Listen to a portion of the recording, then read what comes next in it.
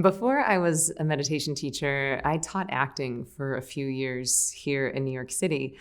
And I would sometimes have students come to me and they would be like, Emily, God, New York is so expensive. And there's no work, and my agents aren't sending me out. And I live in a fifth floor walk up, and I can't handle this anymore. I'm moving to LA. And I'd be like, good luck. And the next day, another student would come to me and they'd be like, Emily, I don't know when, I don't know how, but I had this dream and I was living in Los Angeles in the Hollywood Hills and I was in this movie and this is crazy, but I'm moving to Los Angeles. And I'd be like, great, how can I help? Who can I call? Same plane ticket, same trajectory, very different experience. One person is moving to Los Angeles, the other person is moving away from New York. Which one of those people do you think is going to be more successful?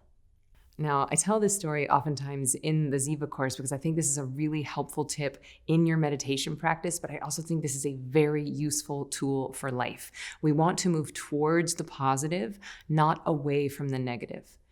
So no matter what your meditation practice is, oftentimes it's very tempting to think that we should be silencing the mind. It's tempting to think that we should be in a chamber of blackness, that we should just be in this cosmic abyss of black hole nothingness. But y'all, thoughts are not the enemy of meditation. You are allowed to have thoughts. You are allowed to have thoughts. You are allowed to have thoughts. And the analogy that I think is really helpful here is that of a party. So whatever your technique is, if you're using your breath, if you're using a mantra, if you're using Ziva, no matter what the technique is, think of that as your guest of honor, okay? And then all the other thoughts happening in your meditation are your guests.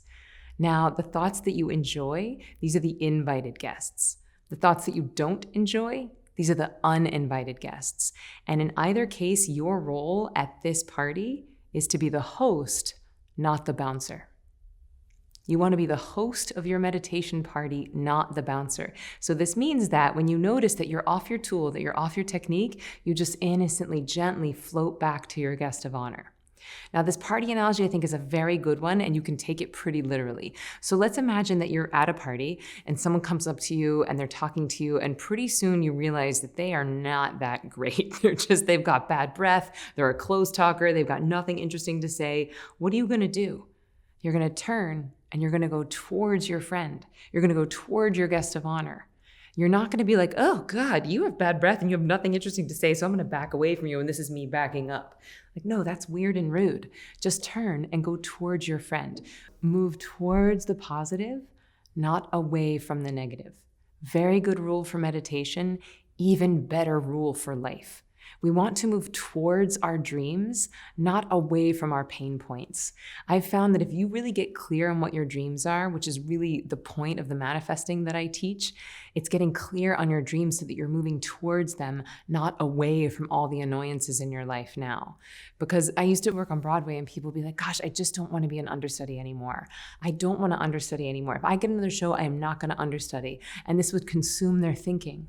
I don't want to understudy. I'm not going to be an understudy. So what were they thinking about day in and day out? Understudy, understudy, understudy.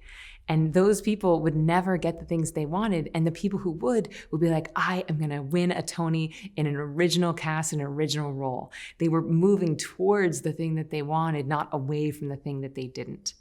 And so again, I hope that this is a helpful tool in your meditation practice, whatever practice you have. And I also hope that you start to implement it in your life. And can we please all collectively agree to do this in the next presidential election? Let's move towards a candidate that we love, that we feel passionate about, that we agree with their policies. Let's not move away from the ones that we don't.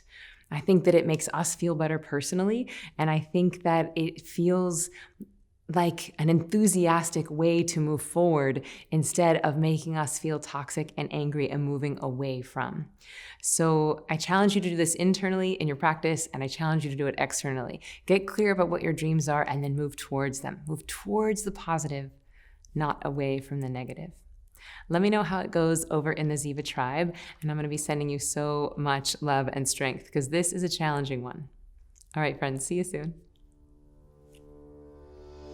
Now, if you want my best tips for getting deeper sleep, increased productivity, having better sex, and ultimately performing at the top of your game, head to zivameditation.com/tips.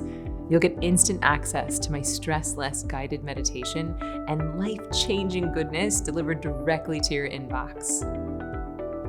Are you doing it? Are you typing it in? zivameditation.com/tips. It'll seriously change your life. All right, bye.